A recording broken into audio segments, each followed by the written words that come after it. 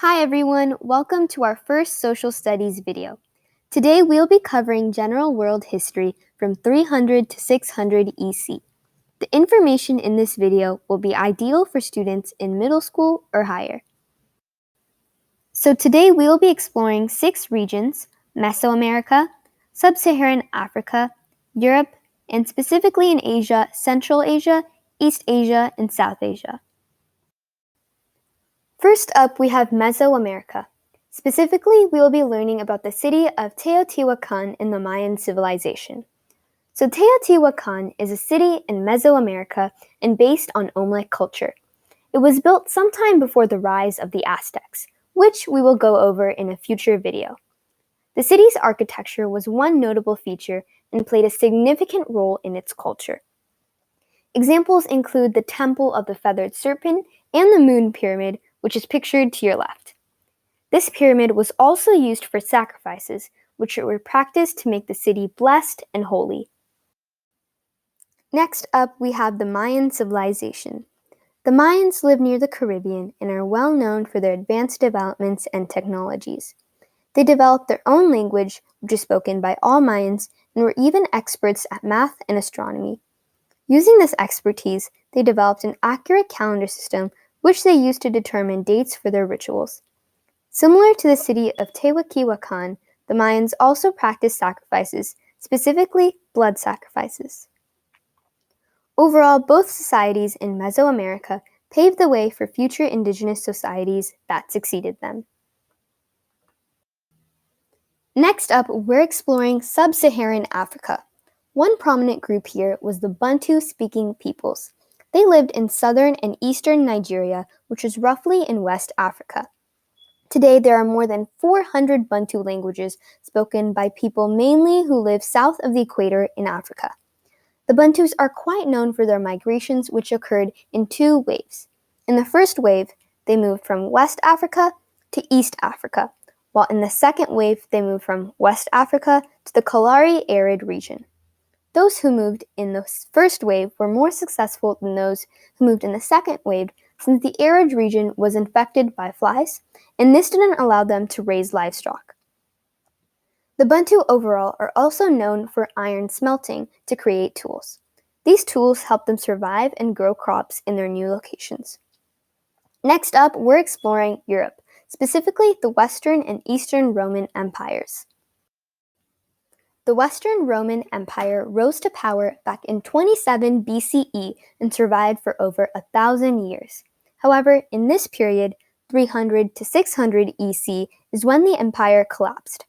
Reasons for the collapse include invasions from other societies and political and economic problems. One notable Roman figure during this period was Emperor Constantine, who promoted Christianity after he received his infamous dream where he saw an emblem which said the words, "In this sign, conquer." Constantine also legalized Christianity, which was a great feat for the religion. Now we have the Byzantium Empire, also known as the Eastern Roman Empire. This empire lasted for many years past the fall of the Western Roman Empire. The capital city was called Constantinople, which will be a disputed city in the years to come. One notable Roman figure during this time was Justinian I, who had great influence over Roman law. One fact about this empire during this time is that in 541 to 542 EC, it experienced a bubonic plague which devastated 1/3 of its population. However, Justinian survived this outbreak. Looking at the big picture in Europe, Christianity flourished and united people who were politically fractured. The religion went through great feats after Constantine legalized it, which led to its promotion across regions such as through the construction of basilicas. Christianity also spread outside of Europe into regions like Africa and other eastern regions, and this, for example, led to the creation of the language Coptic in Egypt. And finally, we'll be taking a look at some regimes in 3 different regions of Asia. First up, in Central Asia, we have the Sogdians, who were also known to be the lords of the Silk Roads. They participated in the Silk Road trade and transferred goods, traditions, and beliefs from the east to the west and vice versa. They also believed in Zoroastrianism and various Mesopotamian beliefs. Their architecture was also grand and reflected a high aristocratic morals and the culture of Iran.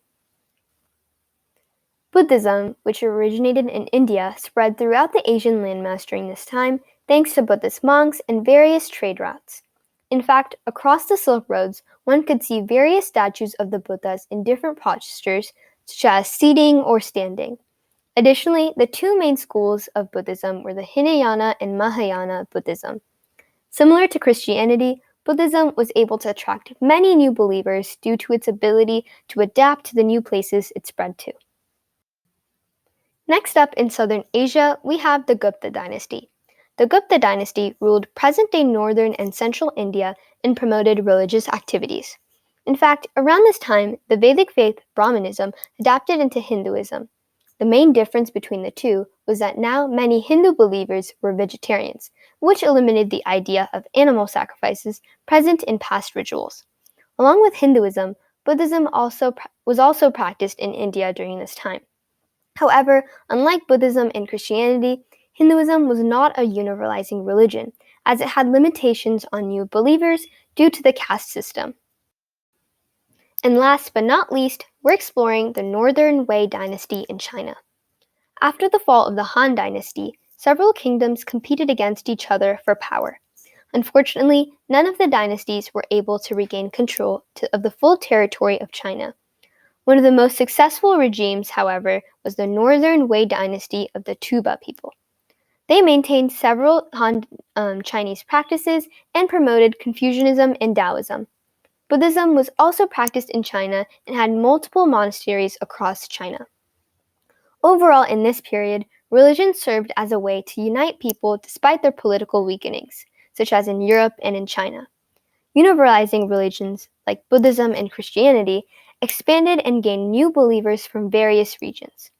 Societies across the world also continued to develop and flourish through various advancements.